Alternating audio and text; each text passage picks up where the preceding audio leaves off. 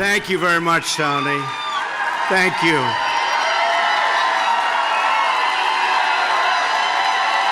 Thank you very much.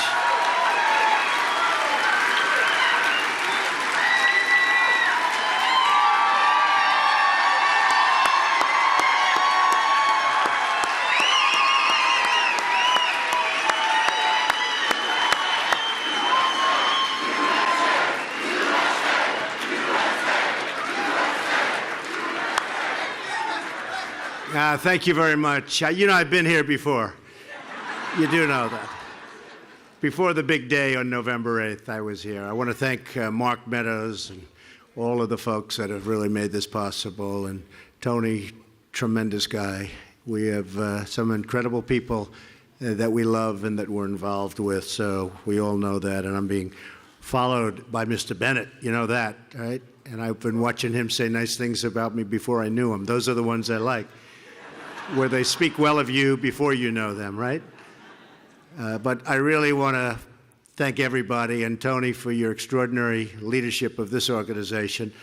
And I want to thank also Luana for your dedication to the faith community and to our nation. Works so hard.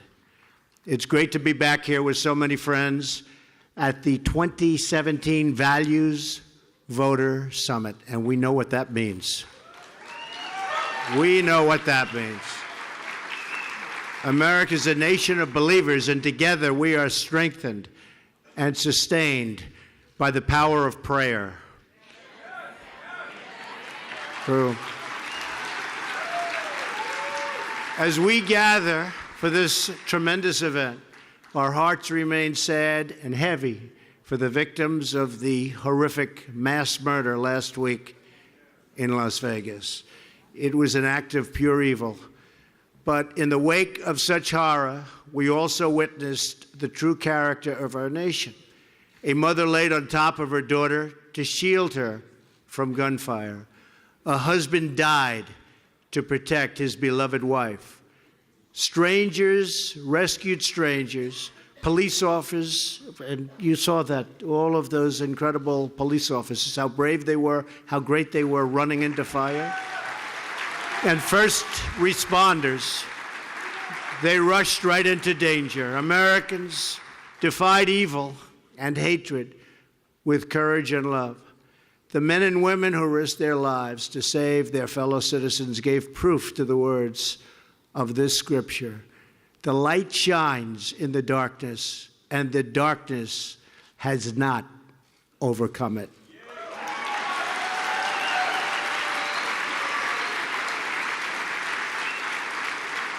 All of America is praying for the wounded and the grieving, and we will be with them today, and we will be with them forever.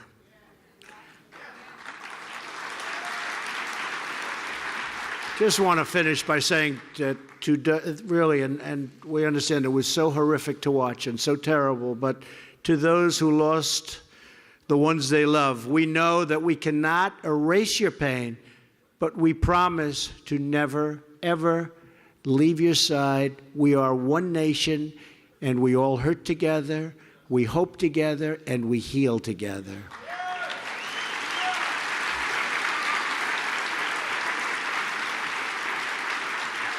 We also stand with the millions of people who have suffered from the massive fires which are right now raging in California and the catastrophic hurricanes along the Gulf Coast in Puerto Rico, the Virgin Islands. And I will tell you, I left Texas, and I left Florida, and I left Louisiana, and I went to Puerto Rico, and I met with the president of the Virgin Islands. These are people that are incredible people. They've suffered gravely, and we'll be there. We're going to be there. We have really, it's not even a question of a choice. We don't even want a choice. We're going to be there as Americans, and we love those people and what they've gone through. And they're all healing, and their states and territories are healing, and they're healing rapidly. In the wake of the terrible tragedies of the past several weeks, the American people have responded with goodness and generosity and bravery. You've seen it. The heroism of everyday citizens reminds us that the true strength of our nation is found in the hearts and souls of our people. When America is unified, no force on earth can break us apart.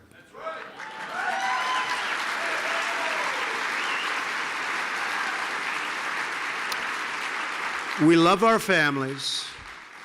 We love our neighbors. We love our country. Everyone here today is brought together by the same shared and timeless values. We cherish the sacred dignity of every human life.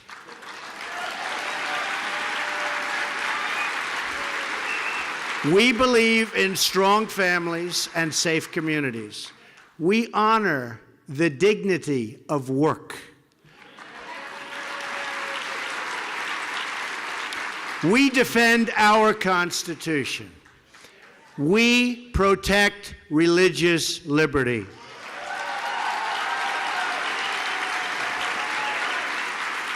We treasure our freedom. We are proud of our history. We support the rule of law and the incredible men and women of law enforcement.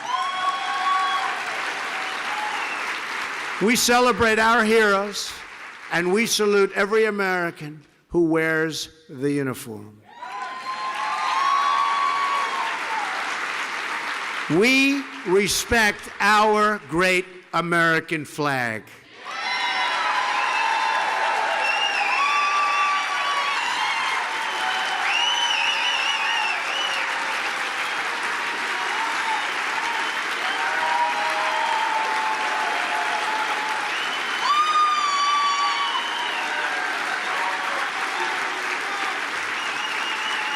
Thank you.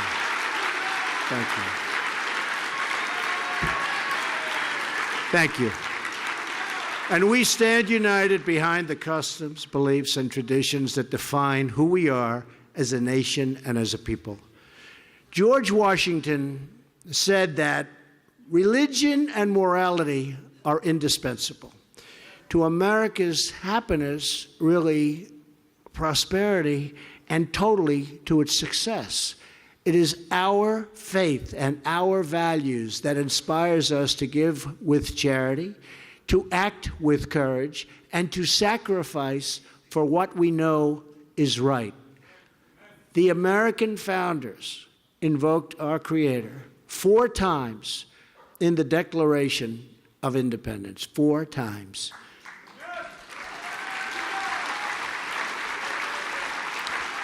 How times have changed, but you know what? Now they're changing back again. Just remember that.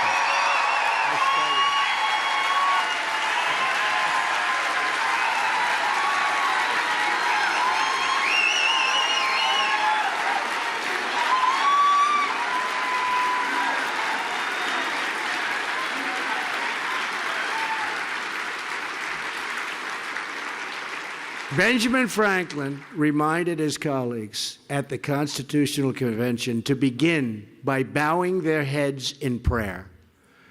Religious liberty is enshrined in the very First Amendment of the Bill of Rights, and we all pledge allegiance to, very, very beautifully, one nation under God. This is America's heritage, a country that never forgets that we are all, every one of us, made by the same God in heaven. When I came to speak with you last year, I made you a promise. Well, one of the promises I made you was that I'd come back. See?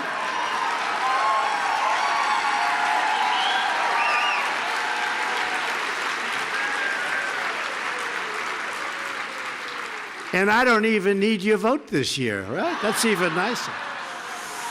But I pledge that in a Trump administration, our nation's religious heritage would be cherished, protected, and defended like you have never seen before. That's what's happening. That's what's happening. You see it every day. You're reading it. So this morning, I am honored and thrilled to return as the first sitting president to address this incredible gathering of friends, so many friends. So many friends.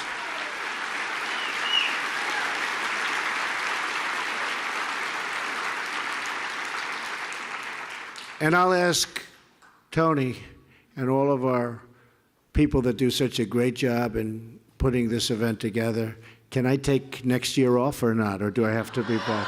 I don't know. Huh? They're saying no. Luana's saying no. So that means no. So I'm here to thank you for your support and to share with you how we are delivering on that promise, defending our shared values, and in so doing, how we are renewing the America we love. In the last 10 months, we have followed through on one promise after another. I didn't have a schedule, but if I did have a schedule, I would say we are substantially ahead of schedule.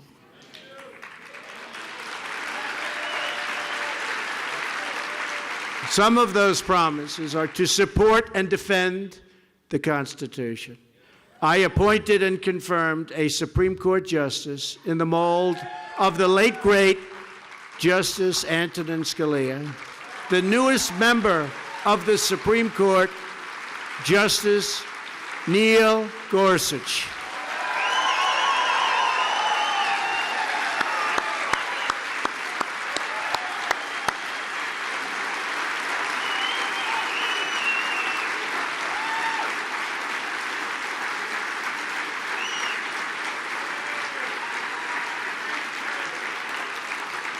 To protect the unborn, I have reinstated a policy first put in place by President Ronald Reagan, the Mexico City policy. To protect religious liberty, including protecting groups like this one, I signed a new executive action in a beautiful ceremony at the White House on our National Day of Prayer.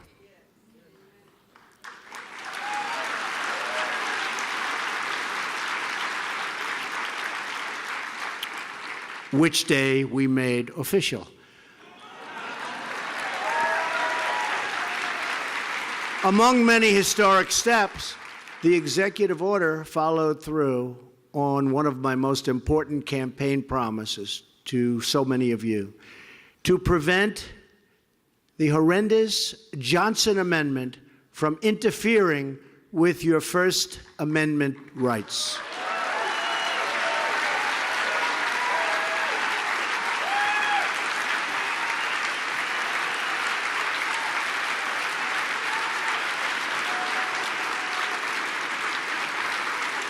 Thank you. We will not allow government workers to censor sermons or target our pastors, our ministers, our rabbis. These are the people we want to hear from, and they're not going to be silenced any longer.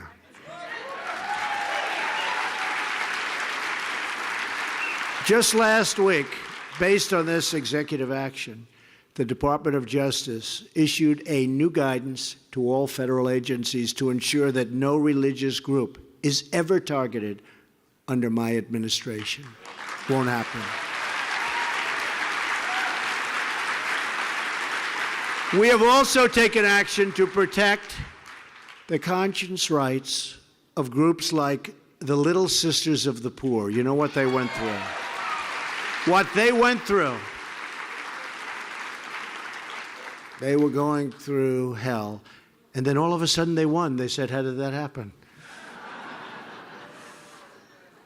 We want to really point out that the Little Sisters of the Poor and other people of faith, they live by a beautiful calling, and we will not let bureaucrats take away that calling or take away their rights. We are stopping cold the attacks on Judeo-Christian values.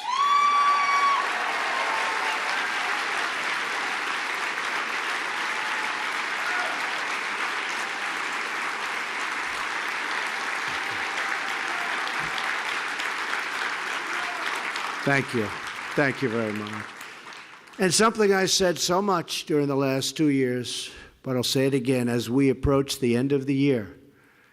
You know, we're getting near that beautiful Christmas season that people don't talk about anymore.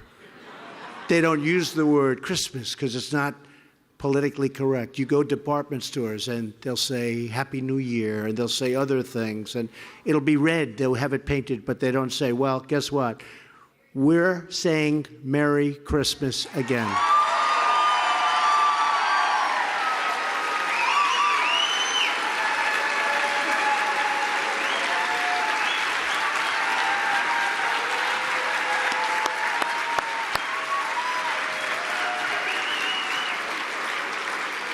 And as a Christmas gift to all of our hardworking families, we hope Congress will pass massive tax cuts for the American people.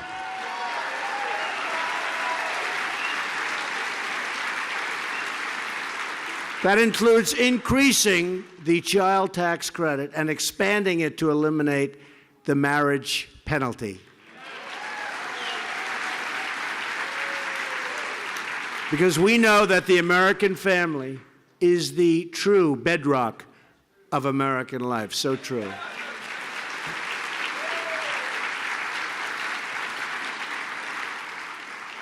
This is such an exciting event because we are really working very hard, and hopefully Congress will come through. You saw what we did yesterday with respect to health care. It's step by step by step.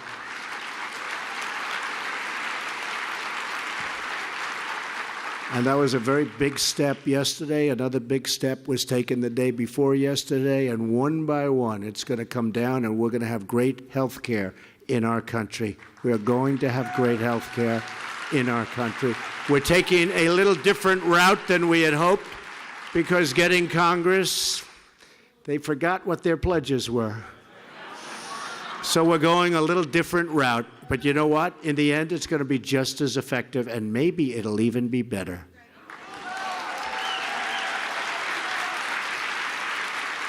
For too long, politicians have tried to centralize the authority among the hands of a small few in our nation's capital. Bureaucrats think they can run your lives, overrule your values, meddle in your faith, and tell you how to live, what to say, and how to pray. But we know that parents, not bureaucrats, know best how to raise their children and create a thriving society.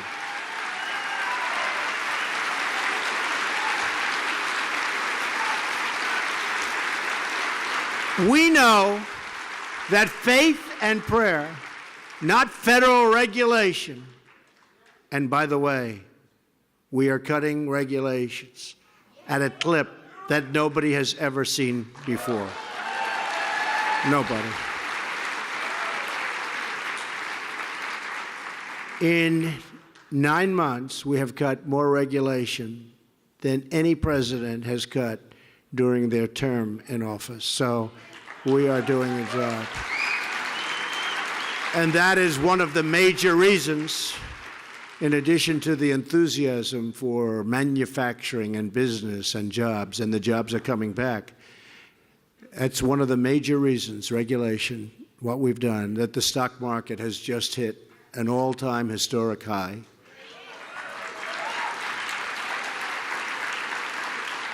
That just on the public markets, we've made, since Election Day, $5.2 trillion in value. Think of that, $5.2 trillion. And as you've seen, the level of enthusiasm is the highest it's ever been, and we have a 17-year low in unemployment. So we're doing really some work.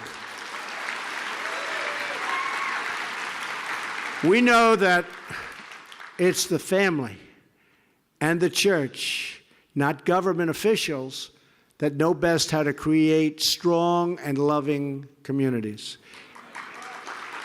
And above all else, we know this. In America, we don't worship government, we worship God.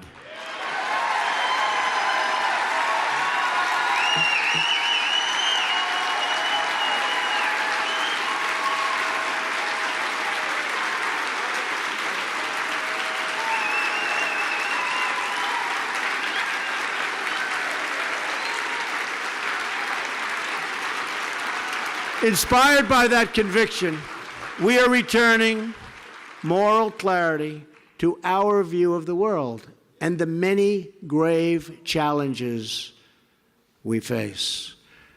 This afternoon, in a little while, I'll be giving a speech on Iran, a terrorist nation like few others, and I think you're going to find it very interesting.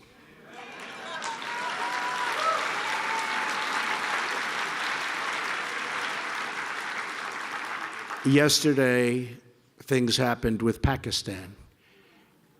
And I have openly said Pakistan took tremendous advantage of our country for many years. But we're starting to have a real relationship with Pakistan, and they're starting to respect us as a nation again, and so are other nations. They are starting to respect the United States of America again.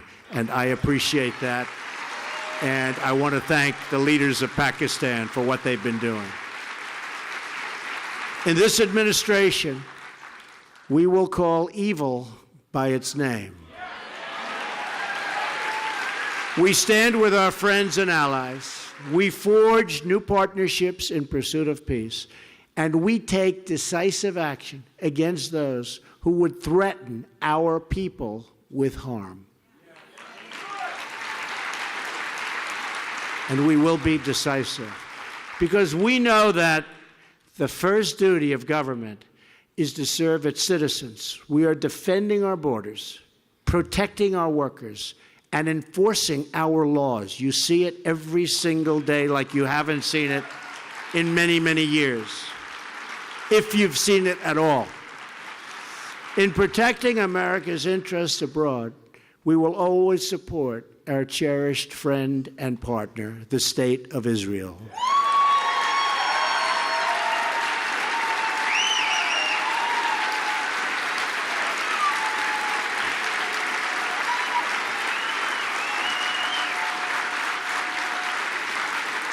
We will confront the dangers that imperil our nation, our allies, and the world, including the threat of radical Islamic terrorism.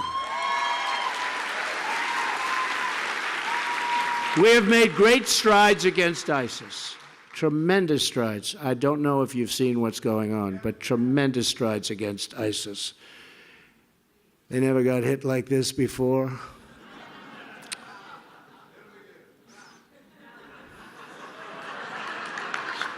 Stand up. Stand up. Let me. He's a rough guy. I can see it. But they've been just ruthless, and they've ruthlessly slaughtered innocent Christians, along with the vicious killing of innocent Muslims and other religious minorities. And we've made their lives very, very difficult, believe me.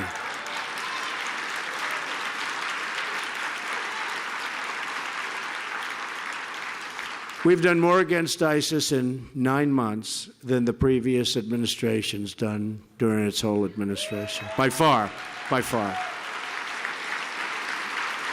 And ISIS is now being dealt one defeat after another.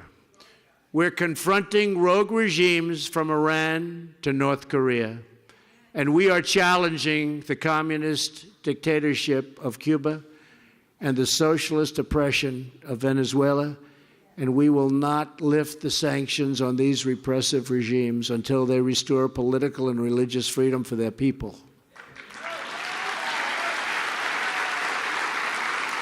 All of these bad actors share a common enemy, the one force they cannot stop, the force deep within our souls, and that is the power of hope.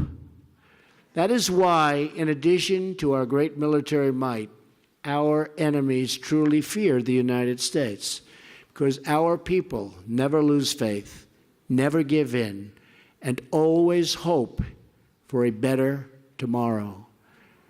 Last week, Melania and I were reminded of this in a powerful way when we traveled to Las Vegas. We visited a hospital where some of the survivors were recovering from absolutely horrific wounds. We met a young man named Brady Cook. He's 22, and a brand new police officer. That night was Brady's second day in field training, his second day as a policeman. Can you believe that? But when the shooting began, he did not hesitate. He acted with incredible courage, rushing into the hail of bullets, and he was badly shot in his shoulder. This is what Brady said. "I didn't expect it, but it's what I signed up for. When stuff goes down, I want to be there to face evil and to protect the good, innocent people that need it." And here's a young guy, great guy, and second day. He said, "Brady, don't worry about it. It's going to be easier from here."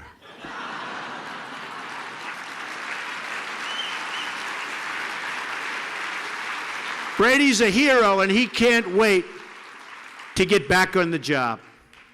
Several weeks before, when Hurricane Harvey hit Houston, a local furniture store owner who's known in Texas as Mattress Mac decided he had to help. When the rain began to flood the streets of the city, he sent out his furniture trucks to rescue the stranded. He brought them back to his stores and gave them food and a clean, dry place to stay, even if it meant ruining countless dollars worth of furniture. As Mattress Mac put it, "My faith defines me. It's who I am. We can afford the cost. We can't afford what we can't." And he said this very strongly. What we can't afford is to cause people to lose hope. In Brady and Mac, we see the strength of the American spirit. This spirit of courage and compassion is all around us every day. It is the heartbeat of our great nation. And despite certain coverage, that beat is stronger than it's ever been before. You see right through it. That beat is stronger than it's ever been. We see this spirit in the men and women who selflessly enlist in our armed forces and really who go out and risk their lives for God and for country. And we see it in the mothers and the fathers who get up at the crack of dawn. They work 2 jobs and sometimes 3 jobs. They sacrifice every day for the furniture and future of their children. They have to go out. They go out, they work. The future of their children is everything to them. They put it before everything. And they make sure that the future of their children has God involved in it. So important to them. We see it in the church communities that come together to care for one another, to pray for each other, and to stand strong with each other in times of need. The people who grace our lives and fill our homes and build our communities are the true strength of our nation and the greatest hope for a better tomorrow. As long as we have pride in our country, confidence in our future, and faith in our God, then America will prevail. We will defeat every evil, overcome every threat, and meet every single challenge. We will defend our faith and protect our traditions. We will find the best in each other and in ourselves. We will pass on the blessings of liberty and the glories of God to our children. Our values will endure. Our nation will thrive. Our citizens will flourish. And our freedom will triumph. Thank you to the Value Voters Summit. Such an incredible group of people you are. Thank you to all of the faithful here today. And thank you to the people of faith all across our nation and all over the world. May God bless you. May God bless the United States of America. Thank you very much, everybody. Thank you.